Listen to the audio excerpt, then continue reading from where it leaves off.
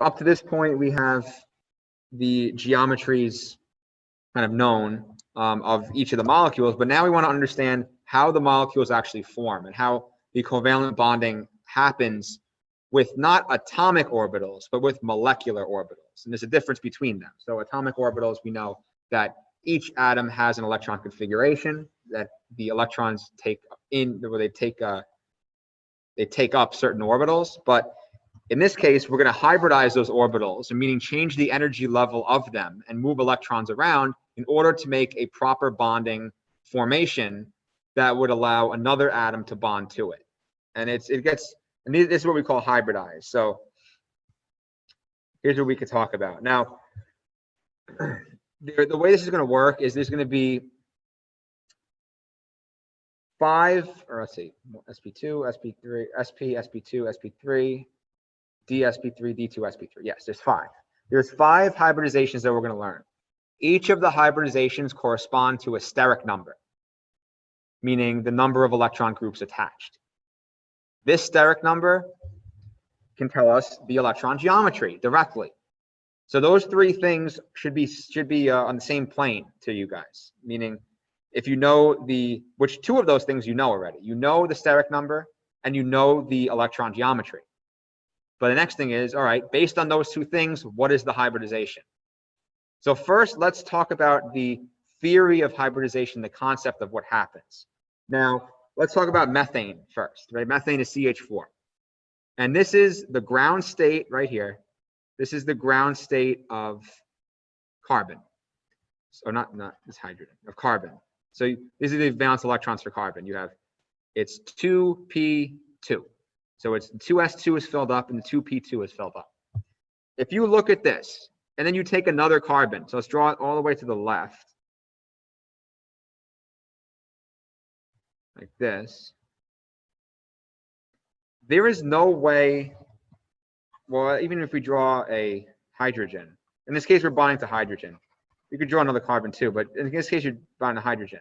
So, oh, there's a hydrogen drawn right there, whatever. So you have hydrogen, just has 1 electron. If you try to bond 4 hydrogens to this carbon, it wouldn't work.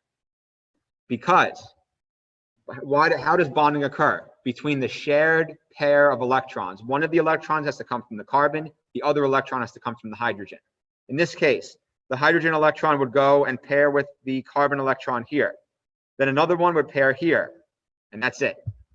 You can't put 2 of the hydrogen electrons here because they're not pairing with anything. They wouldn't really make sufficient covalent bonds. And if you're thinking, okay, why is that the case? What's going on? It all has to do with energy. Everything has to be in the most energetically favorable position. So here's what happens. So here's what happens to carbon in order to partake in these bonds. So I'm going to rewrite carbon. You're going to have the 2s. You're going to have the 2p. Well, I'll draw it in the energy diagram configuration. You have 2p up here. 2p. It's going to be 1, 2. Okay, so based on energy, this is increasing energy. You have this. There's an energy level difference. What happens is, and this is similar, we've seen this before, when you have chromium, where the electron from the s orbital jumps into the next orbital in order to make the atom more energetically favorable, or in this case, more energetically favorable for bond formation with the available atoms. And the available atoms in this case are the hydrogens that are in the sample. So another thing is, I'm going to be saying, oh, when this bonds to this, this happens. But when it bonds to this, this other thing happens. That's all based on the energetic favorability of what is in the sample. So there's based on the bond energy in which we learned about bond energy, it depends which one it would prefer. So let's say oxygen, let's say carbon had a bunch of hydrogens alone and a bunch of oxygens, monatomic. Which one would it bind to? I don't know. Whichever one has the lowest bond energy or the highest bond energy, that's one it will bind to, or a combination of the 2. But the idea is it's based on what's in the available sample. So in this case, we have a bunch of carbons and hydrogens theoretically going around. What will happen is, and what we mean by hybridized, is the 2, in order to incorporate the 4 bonds that the carbon needs to be happy and to succeed its octet rule, one of the electrons would go here. And we've already learned this as being favorable because based on the atomic orbitals, if you have an unfilled, or you have two that are half filled and one that's not filled at all, that's not good. Either half filled or all filled is preferred on an energetic level. So once that electron jumps, the orbitals are going to be at all of them are going to be at a different energy level. This is going to be called a hybrid energy level. It's kind of in between S and P. And this is what we call hybridization. So we're going to call it the sp3. So once this jumps here, bless you, once this 2s electron jumps over here, you can imagine now you're going to have 4 orbitals that each have 1 electron. So we didn't lose or gain any, but we now have 4 orbitals. Each can take in an electron pair from a hydrogen or a fluorine or something else. So that's exactly what would happen. We have a hydrogen come along, that's over here, with 1 electron. Each hydrogen will bind to, or make a bond to the open sp3 hybridized orbital. So this is what we mean by hybridization. An electron jumps from the s to a higher energy level. The result is an energy level that's hybrid. It's kind of in the middle. That, and the purpose of this hybridized orbital is to give the atom enough, or the sufficient amount of open electron orbitals to pair with something else that wants to bind to it. So this is just one example. Are there any questions on anything I just said? If you have no idea what the hell I'm talking about, it's okay.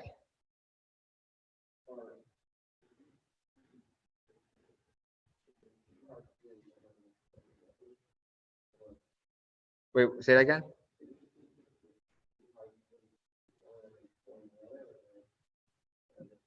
There's 4 hydrogens. There should be 4 hydrogens everywhere.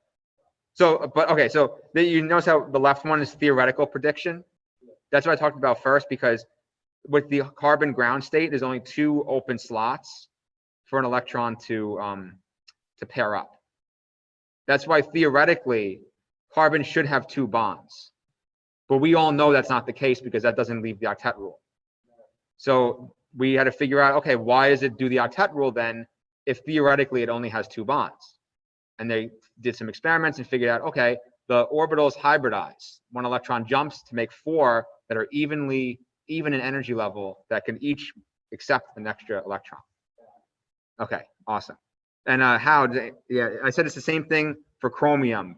All I meant by that, don't take that to heart. All I meant by that is that we see the electron from the s orbital jump. We've seen that before, but chromium does not partake in hybridization. That's a metal. That's different. But I mean, it could technically, but we don't learn about metals doing covalent bonds. Okay, any other questions? We'll do more examples. This is just for one of them. And I'll give you like the cheat sheet version of it. Okay, so the cheat sheet version of it, if you want to write it down, is what is this? sp3. Why did I write this down?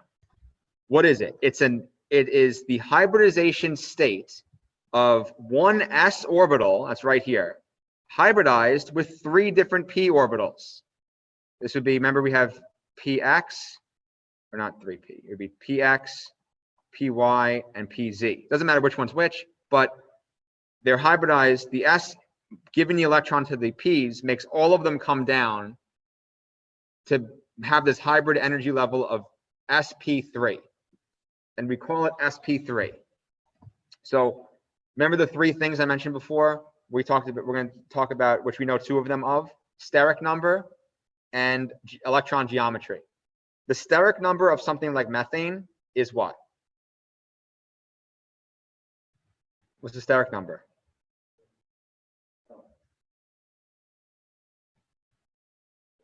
Yeah, 4. So steric number is 4. So this means that whenever you have an sp3 hybridization, that happens when anything has a steric number of 4. So it's important to write down 4 by 4 steric. That's important. And where do we get 4 from? It says sp3. The easiest way to think about it is, I say this and people get confused, but the number of letters. If you think the 3 is an exponent, it would be written out, I'm going to write it on the top, as s SPPP, right? SP to the third, it would be like SPPP, right? So that's, how many letters is that? That's 4. Steric number 4. And if that's the case, our steric number 4 we know as a tetrahedral for electron geometry. So in terms of concept, it's important to know, but I would say the most important thing, because the concept is tough, I will admit, the most important thing there is to know is be able to recognize the hybridization by looking at the Lewis structure. That's the most important thing, which there's a cheat sheet for it, which is this SP3. Whenever you have a steric number of 4, it's SP3 and it's tetrahedral. That's just one of them. There's 5 of them.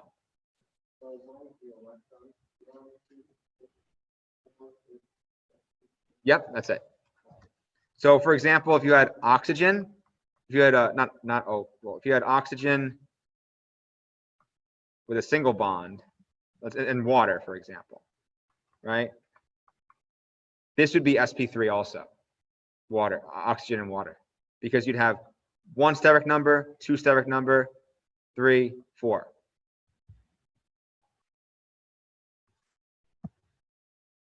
Okay, moving on. Next one. Okay, here's the main concepts. It's important. I'll read over these. So the valence electrons in an atom reside in the quantum mechanical atomic orbitals or hybrid orbitals. Basically, the orbitals become hybridized when the s jumps, when the s electron jumps. Chemical bonds result when these atomic orbitals overlap. So in the methane case, we didn't see it because hydrogen doesn't need to hybridize because it's just one s and that's all it is. But if we have, let's say, O2 or N2, we're going to be doing those examples that show both of the atoms need to maintain this hybridized state, and the hybrid orbitals that they form will overlap with each other to create these molecular bonds. And then 3, the shape of the molecule is determined by the geometry of the overlapping orbitals. Yeah, so basically the hybridization can be used to determine the electron geometry. And here's the 5. Here's, if you want to write them down now. So here's the 5 different orbitals or hybridized orbitals. You have SP, SP2, SP3. We write it as, okay, this is acceptable, but we normally write it as DSP3 and D2SP3. So let me ask you a question. If we know that SP3 has a steric number of 4 and it's a tetrahedral, we can figure out all those other ones now and we can write them down together. So we know this. We know that SP3 is a steric number of 4 and I'll write tetrahedral because of what I just explained. Now, if that's the case, what about SP2? What would be the steric number of SP2? Exactly, 3. Good job. So SP2 would have a steric number of 3. Why is that? Well, I'll talk about that in a second based on the hybridization electrons jumping.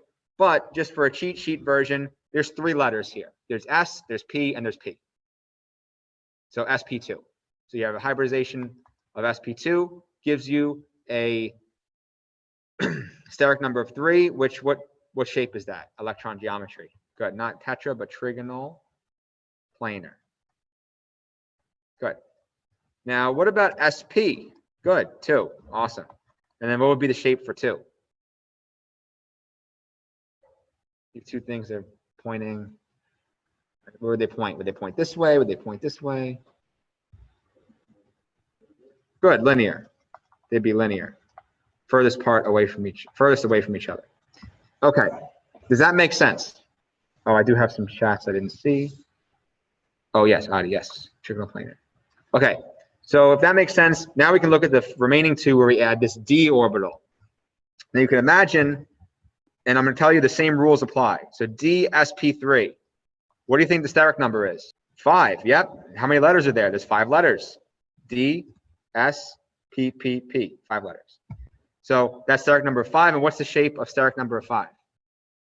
Or the electron geometry? Good. Trigonal, I'll put bi pi. Bipair. Okay, then the next one, D2 sp3. What do we have left over? What's the steric number for D2 sp3? Good, 6, and then the shape would be octahedral. Good. So knowing these, before we get into more of the theory and explaining the other cases, we could already identify the hybridization of any atom in a Lewis structure just from looking at the Lewis structure based on the steric number and the electron geometry. So I'll give you a second to write that down and ask questions on it, because this is very important for test taking and for questions.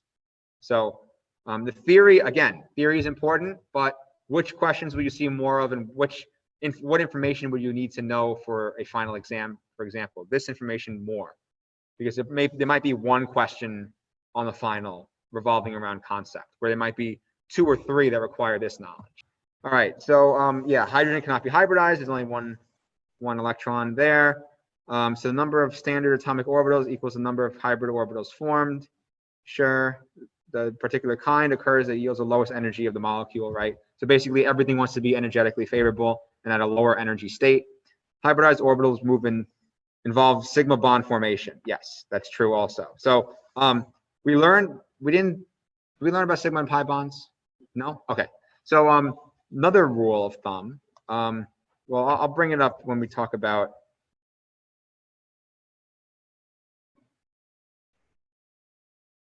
I'll bring it up now, actually. So something else we're going to touch on is the formation of different types of bonds. So for example, if you have a bond between CH, ignore the rest of the carbon that needs to be bound to something else, whatever, just say CH. This single bond, it occurs between hybrid orbitals. In this case, we know, okay, let's just say hydrogen's a bad example because it can't be hybridized, but let's just say like oxygen, right? This bond occurs between hybridized orbitals. And its location being on the linear plane between carbon and oxygen actually has a meaning. We draw it that way, yeah, but more importantly, it has a name, and that name has a meaning. This is called the sigma bond. Sigma bond. Easiest way to think about it, sigma single, sigma single. It is the first bond that occurs in a covalent bond. It is the most energetically favorable bond that occurs because it is linear in between the molecules or in between the atoms, and it forms between hybridized orbitals, which are less energy than the p orbital. So that's a sigma bond. Sigma single. It's always going to be the first one, the one that's linear. Then let's say we add another bond. Doesn't matter if it's on the top or on the bottom. Now we have a double bond. But the bond I just added will not be linear. It'll be kind of on one of the ends of if we're having linear, is like linear plane is right here. It'll be like on one side, right? This, and also any additional bond to the sigma bond. What happened? My virtual pen ran out of ink. What the hell? There we go. Any additional bond to the sigma bond is called the pi bond. Pi bond. So think sigma single. Anything in addition to single, pi. Anything in addition to sigma, pi bond. If we drew a triple bond, let's say another one right here, this would also be a pi bond. So a triple bond contains 1 sigma and 2 pi bonds for a total of 3 bonds. That will come into play later when we will probably go over the N2 molecule. That's a good one to go over with the theory of hybridization. So please ask questions. I know this is complicated. Pi plural, what do you mean? Pi bond, what do you mean? What do you mean, Adi, yeah, what do you mean by pi plural? Yes, pi bonds, yes. Pies. pi plural. Oh, I know what you mean. Okay, yeah, like a mnemonic. Okay, yeah, pi plural. How's that? Yeah. Sigma single, pi plural. Cool. Good job, Adi. I'm gonna steal that for future lessons. Extra credit. I'll give you extra credit for it. All right. So good. Any other questions? All right, let's continue. So again, we'll revisit sp3 just to remind ourselves. Now, in this case, we have a CH3 bound to an Me. Both of them are sp3 hybridized, but they look a little different. And we can tell by the steric number that they're sp3 hybridized, right? Because we know that anything with carbon bound to 4 different things, we're going to have sp3 because we have 1, 2, 3, 4 steric number. For NH, or I was about to say NH3, but N bound to 3 other things is going to also be sp3 because we have 1 steric group, 2 steric group, 3 steric group. The lone pair is now the 4th steric group. So that's sp3 again. So just to show you that. Okay, any questions on that? No? All right. All right, so in carbon, here's how these orbitals form again in the sp3 hybridization. So we have the standard atomic orbitals for carbon. One of these electrons will now be hybridized to leave carbon in a position to take in 4 bonds, to share 4 pairs. So the hybridization will occur, and you'll have 4 sp3 hybridized orbitals that their energy level would now be in the middle of both s and p. So the reason why this is favorable is because if we had 2 bonds, let's say there was 2 hydrogens that were like, oh, I'm going to bond to carbon in the ground state. So I'm going to bond 1 here and then 1 here. Those bonds will be with higher energy electrons than bonding 4 of them somewhere in the middle. When you take into account the energy increase from having an open box completely. So again, energetically favorable. That's it. That's why these occur. And based on whatever else is in the sample as well. Okay, so we kind of talked about this already, but just the pictorial representation. Here's an s orbital. Here's a px, py, and pz. They're unhybridized. When you hybridize them, it'll kind of be a metamorphosis between the two. So, and there's 4 possible sp3 hybridized orbitals. Okay, we get that. So there's ammonia again. So same thing. You're going to have carbon, or not carbon, nitrogen, and then the hydrogen is going to be bound. There's 3 of them, and then you have a lone pair. Okay, so here's sigma and pi bonds. So sigma bond results when the bonding along the axis comes between 2 nuclei, and it's either standard atomic orbitals or hybrids. So like you can have s to s. So okay, there's 3. When we're dealing with most of these covalent bonds, there's 3 types of bonding things. You could have like an S bonding to an S bonding to a P bonding to a P, or hybrids bonding, overlapping. So an S bonding to an S, that basically just means atoms that involve an S orbital. This isn't drastically important, but let's say like H2, right? Like H2 is a perfect example. It only has electrons in the S orbital, so it's going to have an SS bond. Sure. And this bond is going to be sigma. P to P. So a P to P bond would be if you have, I don't know, CO. Let's say this bond would be a sigma, this would be a pi bond. And this pi bond will occur in the p orbital of 1 carbon and the p orbital of the other oxygen. Then you have hybrids, which are like we just talked about with CH4, and S to hybrid, which is, well, hybrid to hybrid would be like CF4, and then S to hybrid would be like CH4, but whatever. Pi bonds, we know they're the additional bonds, and we know sigma bonds are stronger than pi bonds. They form first, and they are more energetically favorable, meaning more energy is required to break them. But what does this mean? Don't take this as, oh, double bonds are weaker than single bonds. No, the addition of a pi bond makes the whole thing stronger. But if you're comparing the individual bond strength of one sigma bond and one pi bond, the sigma bond's strength itself would be greater. But every additional bond you put on, obviously the stronger it gets. We saw that when we saw bond energies.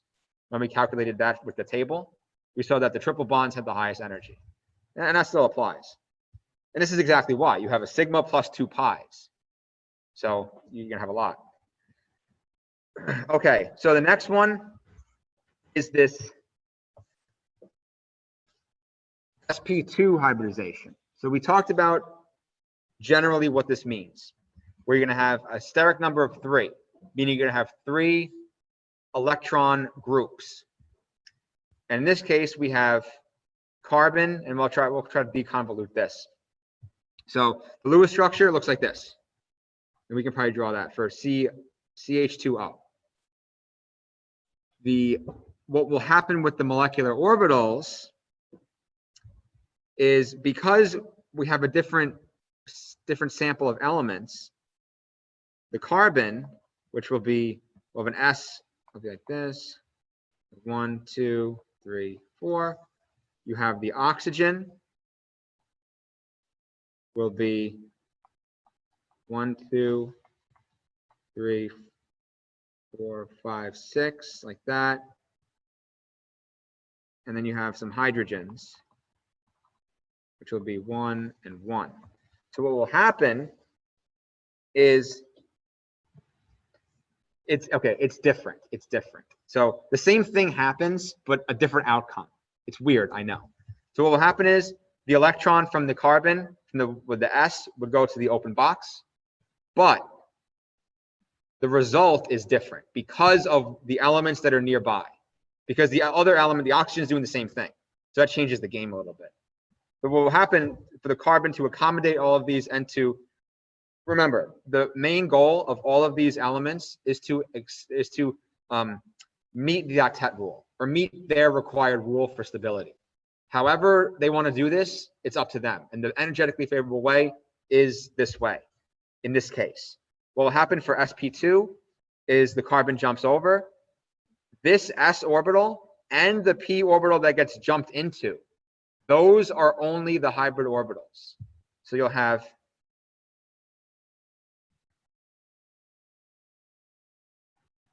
well, actually, wait. It would just be, well, yeah. So it would just be, hold on, I gotta draw it. I gotta move this over. Make it neater. So you're gonna have that jump, and then you're gonna have, sorry, 3 of them. So instead of all 4 being hybridized, only 3 of them will be hybridized.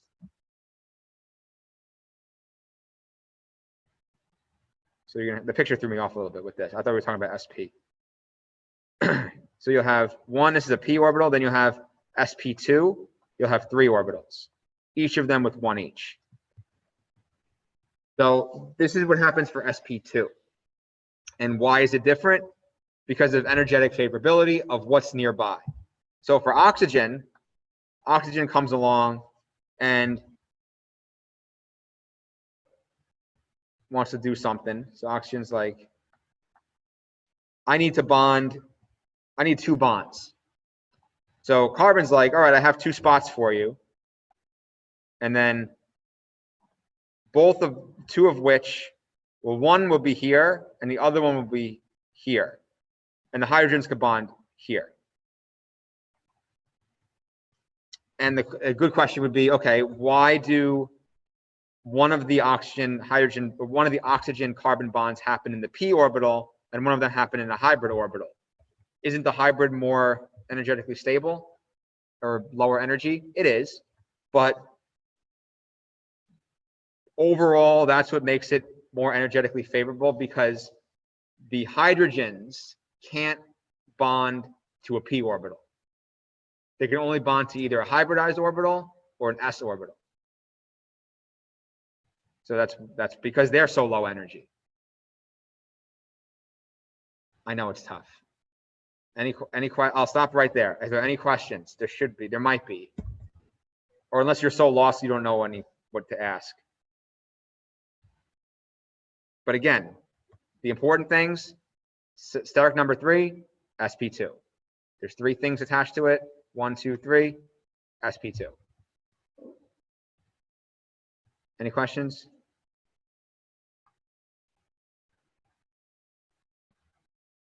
No? All right. Okay. Bond rotation.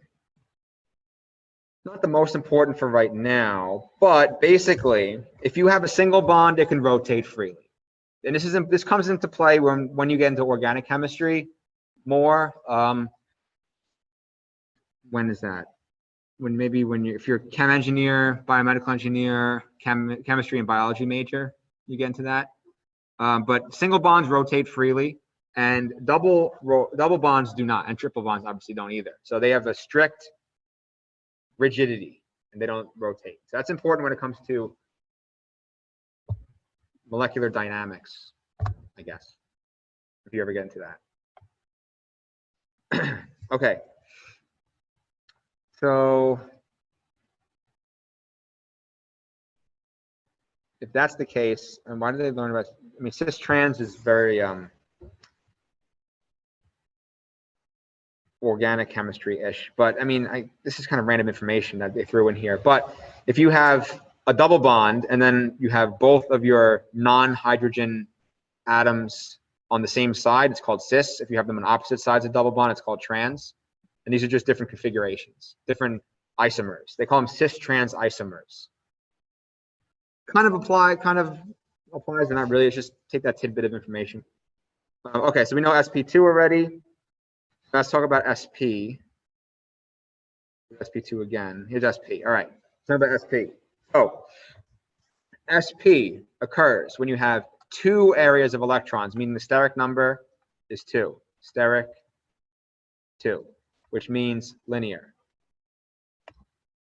Okay, so in this example, you have the carbon and the nitrogen, both at steric number 2. And let's do the molecular orbitals of this. So I'll start a new slide.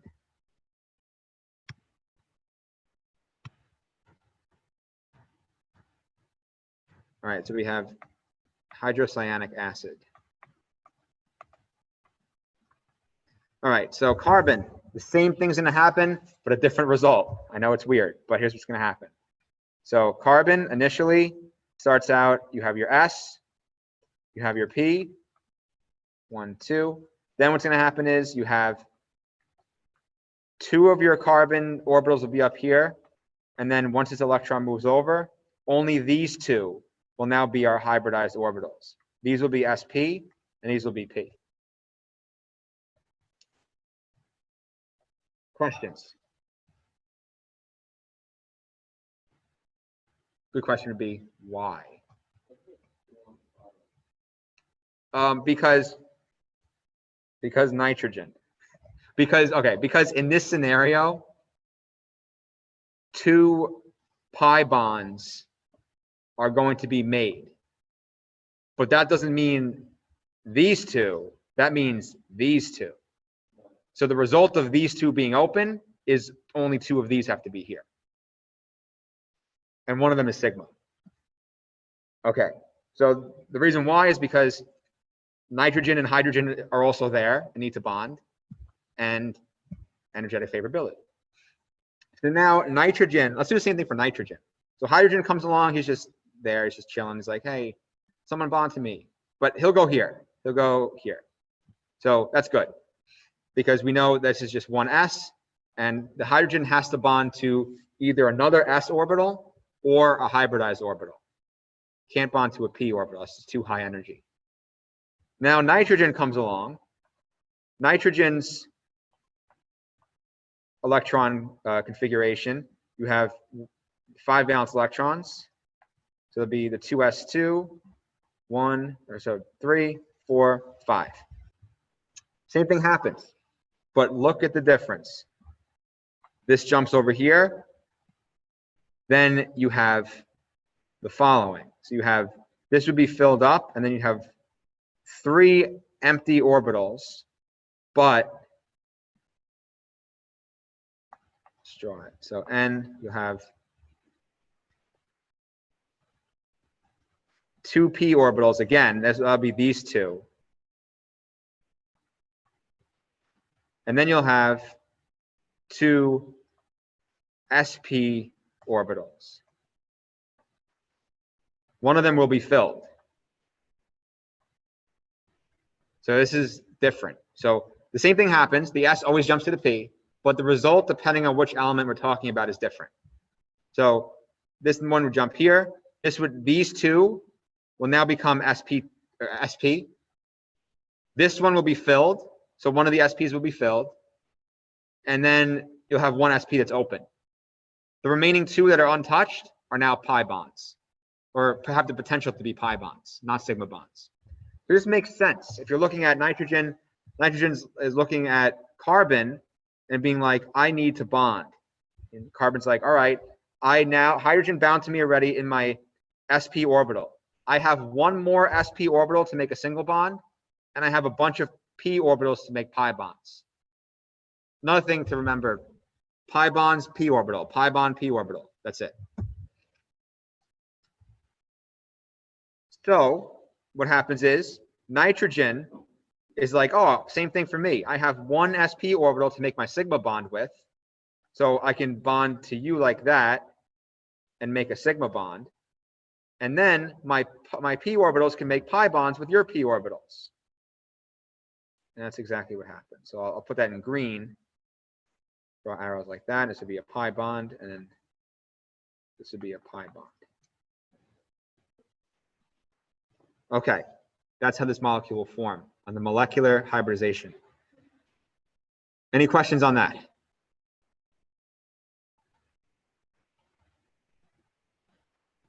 Okay, if there are, maybe there are not yet, definitely go back and watch the video.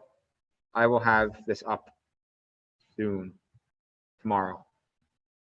Okay, let's move on. We have SP. Here's an example of SP. You're going to have two bonds forming that are just between p orbitals right here, and they're going to be pi bonds. And then you'll have one forming between the hybridized orbitals, and then another one forming between the hybridized orbitals. And this also works in ethylene.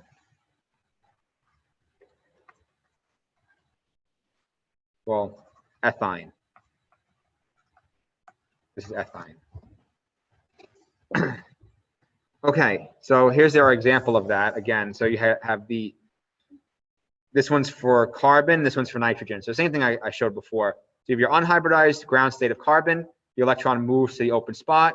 Two of the resulting orbitals are sp hybridized, and then the other two are just 2p because of what's required of the molecule. And then nitrogen, same thing will happen. One of them will jump here. Those two that are involved will be sp.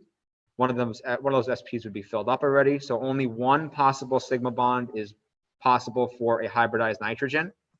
And then you're going to have two pi bonds remaining. So this will bond here. These will bond with this. These will bond with this. One open spot for a bond, hydrogen or fluorine or something else. That make sense? Kind of? All right. As long as it kind of makes sense. So it's just more confusing. Then you have DSP3. So this gets even more complicated, but basically, so before we get into the diagrams of it, just think steric number 5, trigonal bipyramidal. So trigonal bipyramidal shape in terms of electron geometry, and seesaw, T-shaped or linear, or trigonal bipyramidal based on the molecular geometry, depending on how many bonds there are, how many lone pairs there are. Okay, so next is how do we represent this? So what's going to happen is you're going to have five orbitals that are hybridized, and the ones that'll be hybridized, you'll have one of the S's will jump here. They're kind of it gets really complicated, but basically the electrons from one of the 3d orbital, or one of the d orbitals in general, all the P's and all the S's will flip-flop electrons to make 5 hybrid orbitals. Those are called sp3 or dsp3s. dsp3s or sp3d, whatever you want to say. I mean, sp3d makes more sense because it comes after, but dsp3 is how 90% of the textbooks have it and how I learned it, so we're going to go with that. Doesn't matter. Okay, so that's that. I mean, not really much else to go over there. And then the sixth one is D2sp3.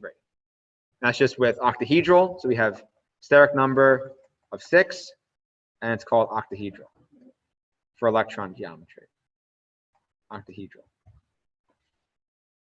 Yeah, okay. And you can talk, that's very similar, but you're going to have 6 hybridized orbitals. So 2 of the d orbitals, 3 of the p, and 1 of the s will intermingle electrons to create these mixed hybrid orbitals, which then different elements would bind to them. So let's see. Yeah, okay, that's about it. I'm not going to overcomplicate it. So here's a good chart summarizing all of the hybridizations and electron geometry. It's a very good chart right here. So this is slide 79. Slide 79. Good chart. Okay, any questions?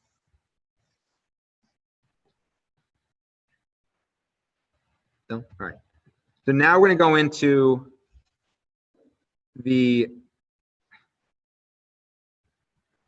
we'll do some practice first. Okay, so let's do predict the hybridization of all 3 of these atoms. So I'll give you like a minute or 2.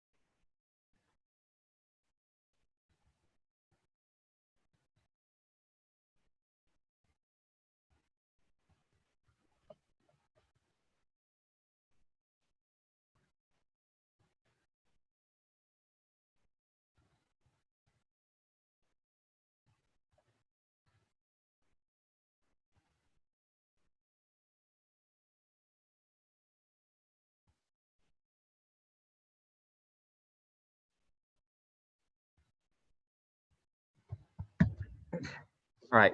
So oxygen, what's the hybridization?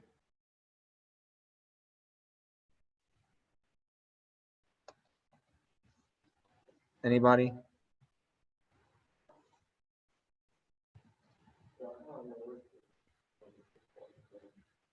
Well, it's one thing, but then the other 2 things are things, right? The other 2 electron groups. Perfect. Yeah, sp2. Yeah, so this was sp2 because you have steric number of 3. 1, 2, 3. That's it. Yeah. So what about nitrogen?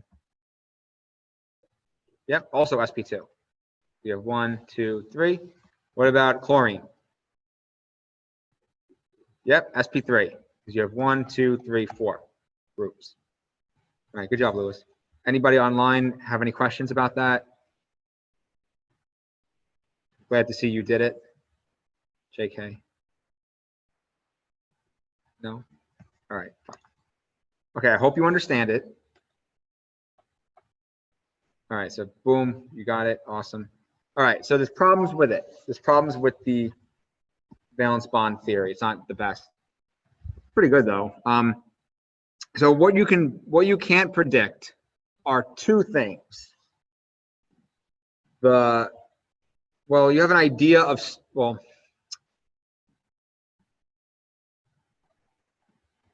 it may be tough to predict bond possibility, meaning if you can physically form a bond. And I'll get to that. And also magnetic behavior. So maybe we heard about the terms paramagnetic and diamagnetic. So paramagnetic means, we talked about it when it was individual atoms. Now we can talk about it with molecules. So with individual atoms, and the definition is the same.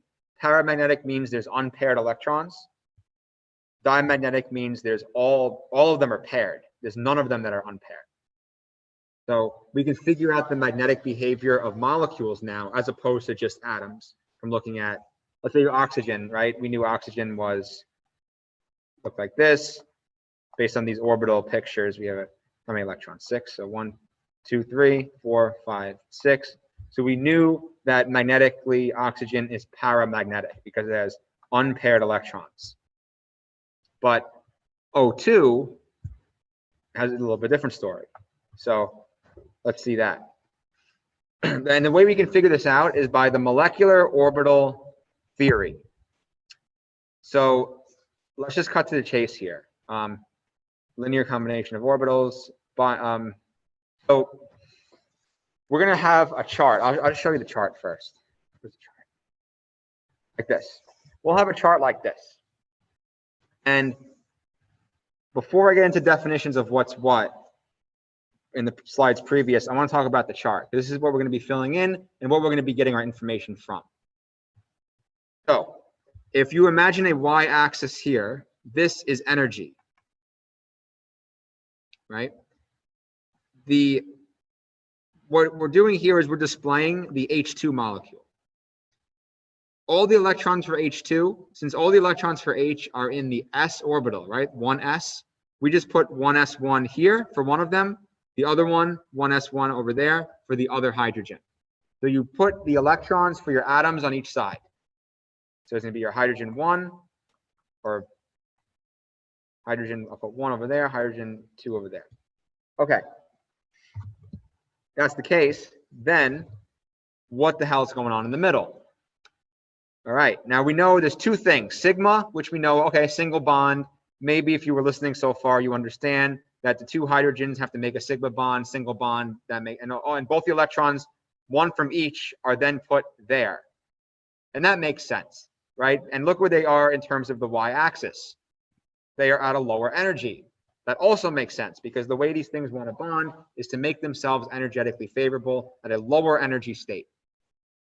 But then you have this thing, sigma star, up here, which there's no electrons in there. That's good. This means anti-bonding. So there's a thing called bonding orbitals, and anti-bonding orbitals, kind of like your lone pairs. Anti-bonding electrons are not good for stability in general.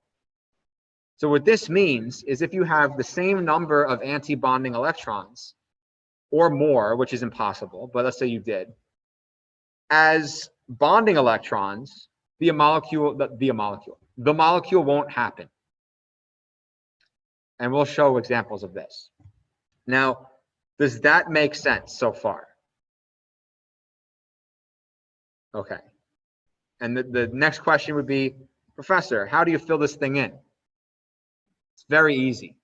All you do is you take the electrons from atom number 1 and atom number 2, you count them up. Let's say there's 2. And then you put them going from lowest energy to highest energy. In this case, it looks very easy because you only have there's only one bond that's possibly formed, right? The sigma bond. So it kind of makes sense. But when we deal with pi bonds, there's going to be more layers in there. There's going to be actually 4 more layers in there.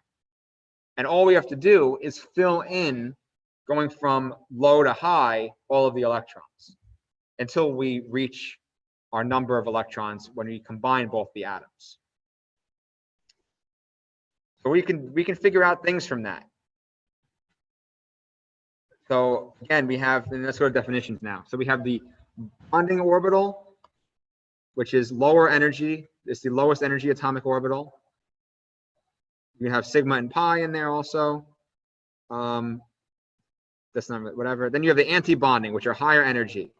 So they're higher energy than the atomic orbitals. So they're not favorable. Higher energy places for these electrons are not favorable.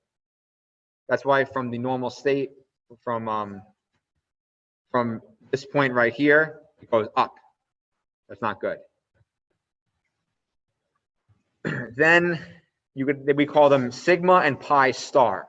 So we put a star next to them to denote the anti-bonding. We can't put, and the reason why they do that is there's no other symbol. We're running out of symbols at this point. You can't put a 1 on the top left, bottom, top right, bottom left, and bottom right, because it could mean different things. So basically, they just put a star. Okay. So don't really worry about that. Let's just get into next thing. What you can figure out is, here's the 2 things you can figure out based on this arrangement, based on this illustration, is you can figure out the magnetism, like I said. So a substance will be paramagnetic if it has unpaired electrons. If it has paired, it will be diamagnetic. So this is one of those things that you can figure out only from the MO, the molecular orbital diagram. Paramagnetic is unpaired. So that's important. The other thing that's important is this thing called bond order. Very easy to calculate, but it tells you a lot. It tells you if the molecule is possible. So most of these molecules that we'll cover are possible, but I'll give you an example that isn't, and I'll show you why based on bond order. So bond order is the bonding electrons minus the anti-bonding electrons divided by 2. So for that hydrogen example, where we had, it was like this. The bond order would be bonding electrons 2 minus 0 over 2 equals 1. The bond order for H2 will be 1. The higher the bond order, the more stable the molecule. 1 is good. 1 means there'll be 1 bond, and it's good. You can have bond orders of a half, a fifth, not a fifth.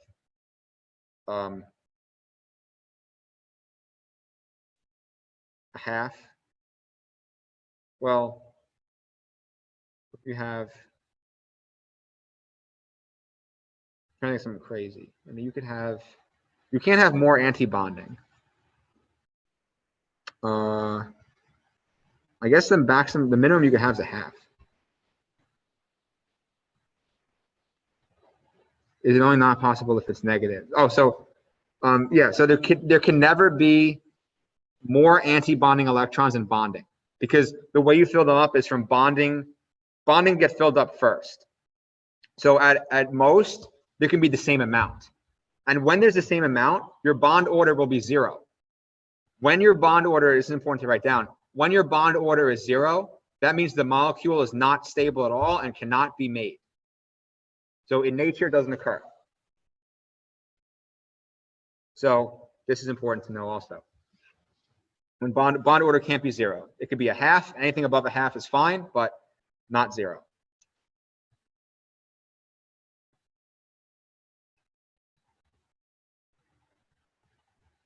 Okay, cool. Any questions there? No? All right. All right, so let's do other examples. All right, here we go. So let's do helium. So helium-2, you've probably never seen this before, neither have I. I mean, I have from teaching, but I've never seen it in real life. There's a reason why you haven't seen it in real life. He2. You're taking 2 noble gases and you're forcing a molecule between them. What the hell is going to happen? Based on the molecular orbital, you see that you have the 2 electrons, they're both filled in 1s. You fill the bonding first, then you fill the anti-bonding. You do the bond order. You have 2 minus 2, bonding minus anti-bonding, divided by 2 equals 0. Since there is as many electrons in the anti-bonding as in the bonding, there is no net bond interaction. So you have no bond order, no bond interaction. Can't happen. Unless you make one of them an ion or do something else. Okay, any questions on that? That's an example. Another example could be neon-2. And we'll do that example. We'll do a few examples. Okay, the same thing when you have p orbitals, this can happen too. And it gets more complicated. So, question. Yeah, Adi, yes. Low bond order indicates less stable. So N3, or yes, 1/2 is less stable than 1. N3 will have a bond order of 3. That's more stable than O2, which have a bond order of 2. Okay, so here's what they look like. Crazy, right? All right, so I'll explain. When we're drawing the molecular orbitals, well, okay, I'll give you the good news first. You're not going to have to, well, for you guys, you might have to. Okay, there's no good news. You might have to draw them, but at least be aware that you can draw them. And practice, that doesn't make any sense. Practice drawing them. And here's the tough part. So let's go over the left side first. For every single case, and also keep in mind, we're only going to be dealing with elements that are in 2s, 2p usually, because we don't want to make it too complicated. But even if they were in 3p or 4p, it would be the same thing. Well, no, because then you have d orbitals involved. But most of the time it'll be the same thing because the d orbitals will be filled up completely. But we're just going to do with 2s and 2p because we're not dealing with d orbitals yet, whatever. So in every case, you're going to have the s orbitals will be filled up for both atoms. So let's say let's do an example of boron. Let's do boron right now. So boron, the configuration for boron is 2s2, 2p1. So here's what we're going to do.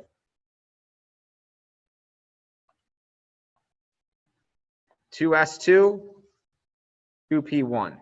This is we'll make B2, boron 2. Okay, the way you fill this in is from lowest to highest. So just watch what I do. 2, 4. Good. Next one, there's only 2 electrons. 1, 2. Done. Any questions on that before I say more stuff? So you just go from low to high.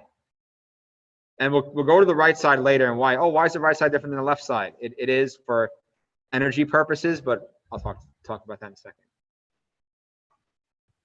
Okay, so now the bond order. What would be the bond order of B2? You're taking not just the bonding from up here, all of the bonding. Valence, because keep in mind, all the electrons that are drawn here are just valence. So we're taking in all the information about the bonding and anti-bonding valence electrons. So what would the bond order, or how many bonding electrons in this whole thing? There's 2 here. And what else?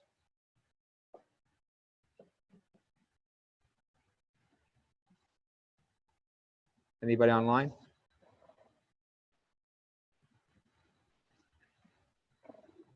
Don't put too much pressure on these guys in the classroom. I have nobody else to look up at. So help them out.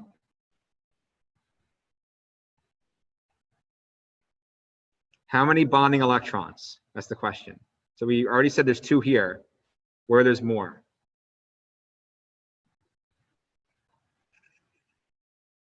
Come on, guys.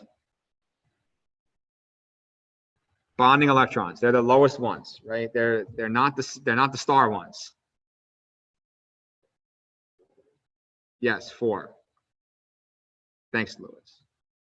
All right, guys online, come on. You gotta stay awake. So there's 4. There's 2 right here also. Antibonding are always higher energy level than the atomic orbitals. And there's nothing here yet.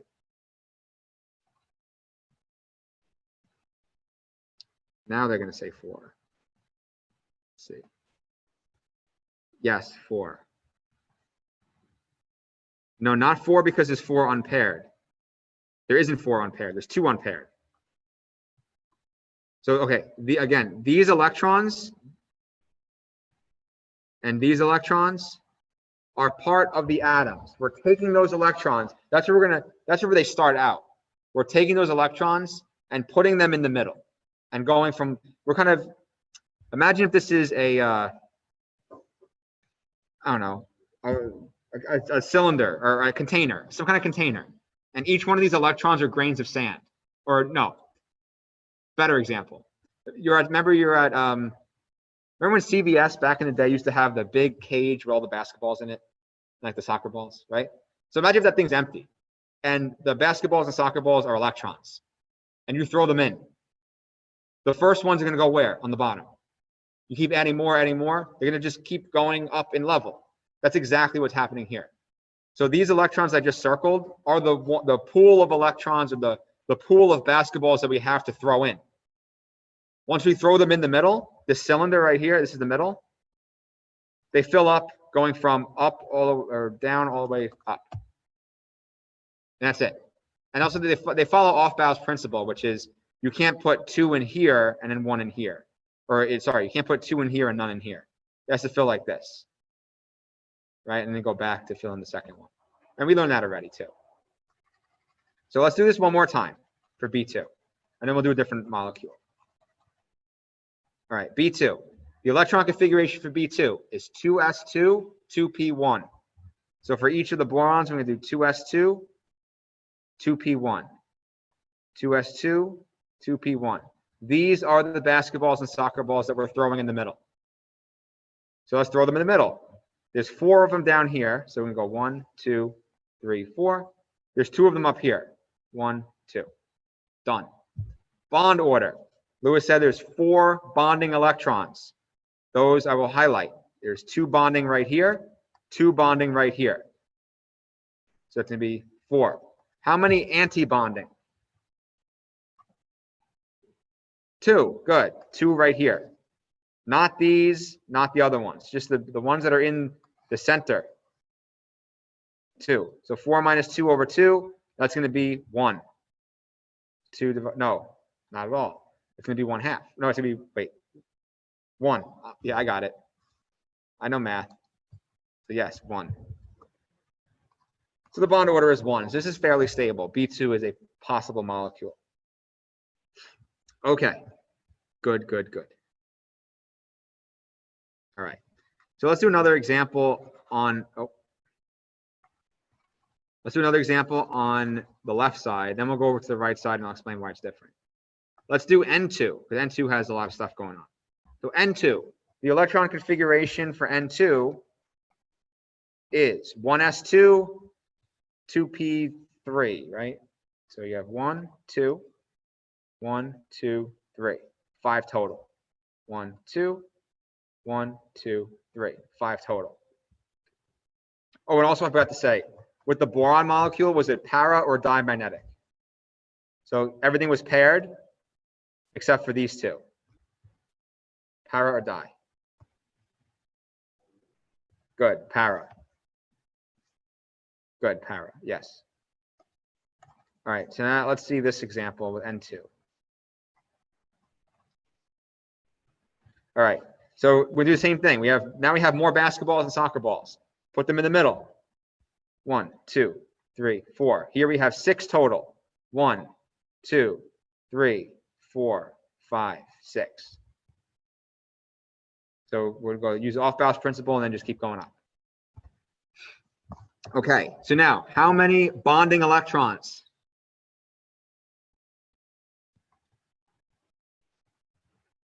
Eight. Adi says 8. Let's see. We got 2, 4, 6, 8. Perfect. 8. How many anti-bonding? Good. 2.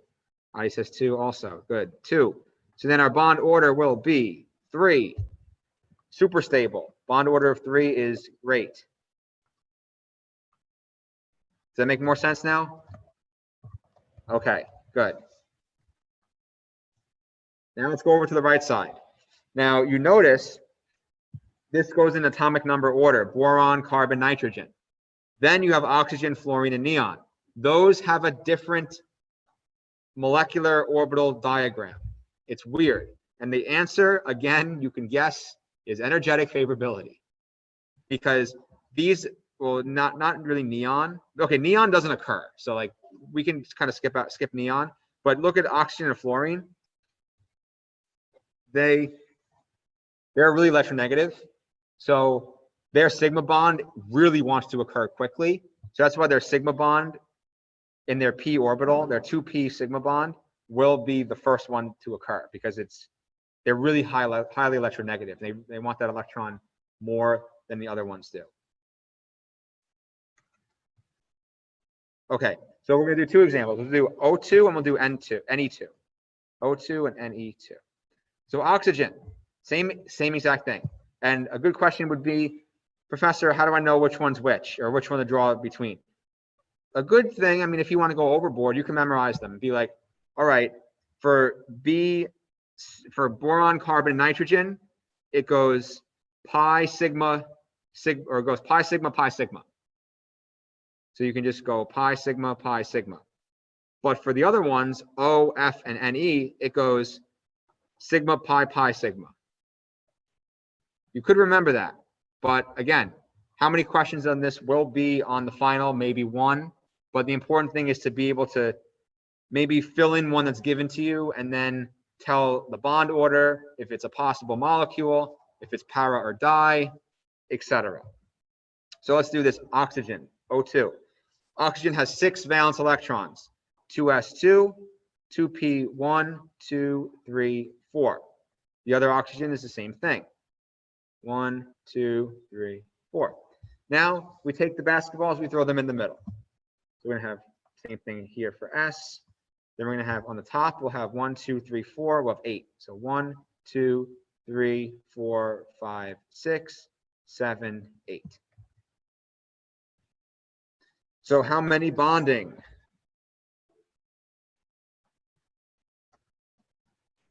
We have 8 bonding. Good. So we have 2, 4, 6, 8. How many anti-bonding?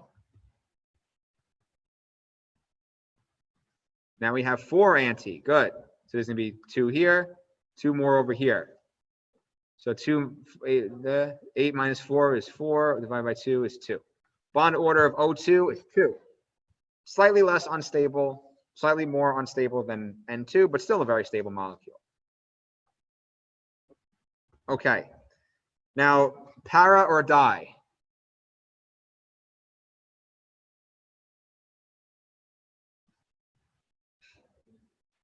Para, yes. Good. Para, yes. Para means unpaired. So even when I was in undergrad, I would think para sounds like paired, so the opposite. That's like the weird associations I had. But para, unpaired.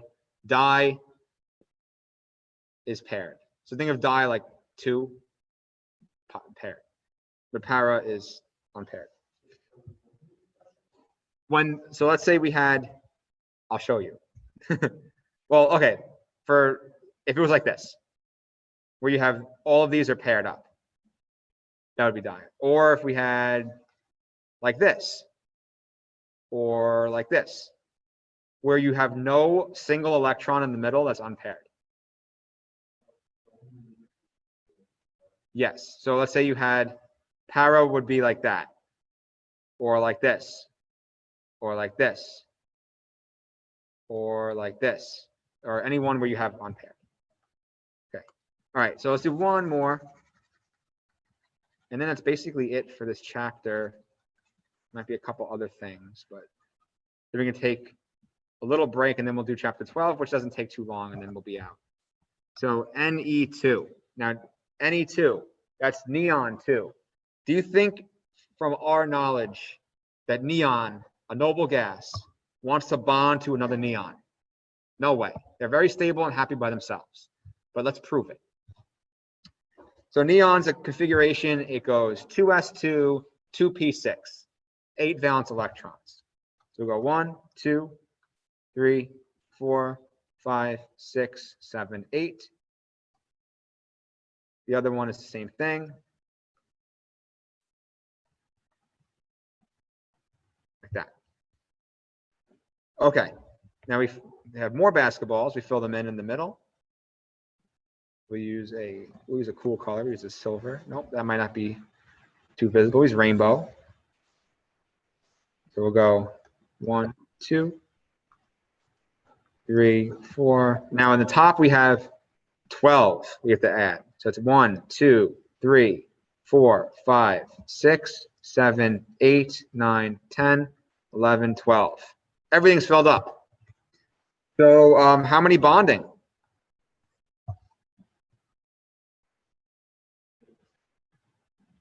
And we have, again, 8. How many anti-bonding?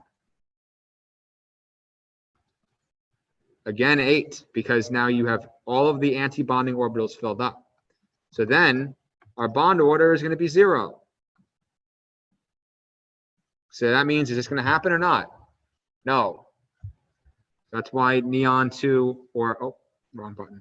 That's why neon 2 and most of the other noble, most or all the noble gases won't partake in a double bond or a bond between themselves. And it's okay, Salwa, no problem. Your little brother pushed my laptop closed. That's funny. You got a sense of humor. Okay. Any questions? No? All right, good. All right, so let's continue. And another thing is, well, we'll see it in the slides, maybe. If you don't, then you notice how we only did diatomics, like N2, everything that's the same element. You could do the same thing with different elements. That works too. A good question would be, and that is a really tough question to answer, what happens if we mix, like have BF?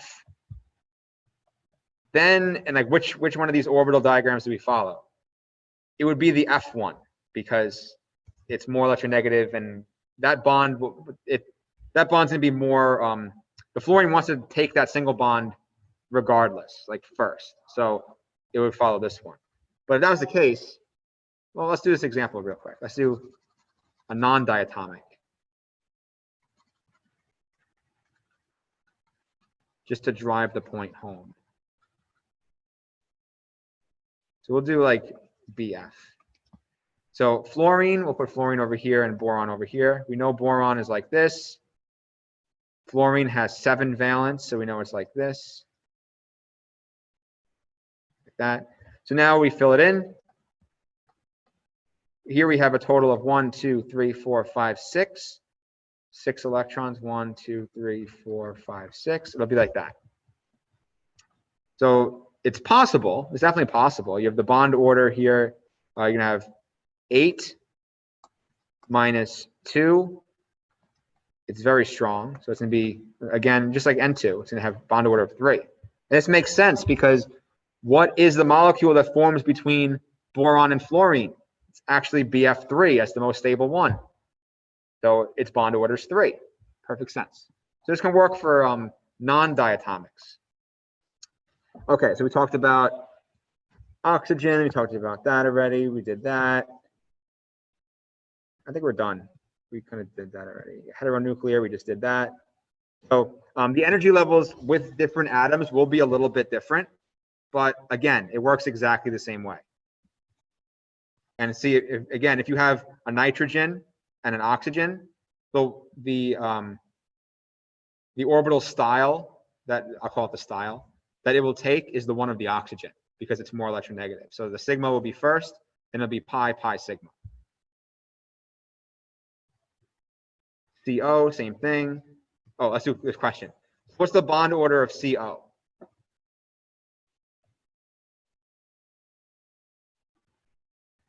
First one to get it gets nothing.